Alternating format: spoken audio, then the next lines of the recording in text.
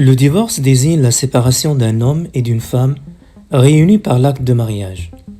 Si le divorce pour les uns est vu, en somme, comme une division du noyau social, pour les autres, il est l'unique moyen pour retrouver le rythme d'une vie normale.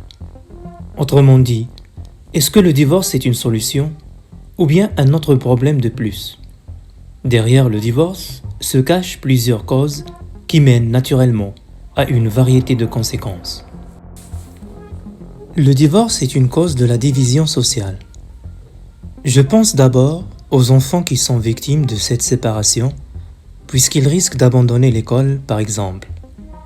Ensuite, je crois que cette désunion affecte leur personnalité et leur comportement.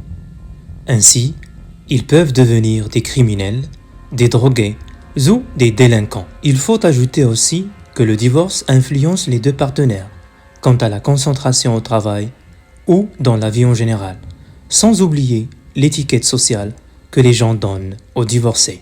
Le divorce, par contre, peut, dans certains cas, être l'unique solution pour arrêter les problèmes. D'une part, il représente une occasion nouvelle pour refaire sa vie, que pour la femme que pour l'homme, surtout dans les mariages traditionnels. D'autre part, divorcer peut dispenser les enfants de vivre des situations de conflit et de disputes graves, pouvant affecter leur santé physique, morale ou psychique. Par ailleurs, se séparer s'avère être une bonne décision quand le couple vit dans la violence, que ce soit verbale ou corporelle.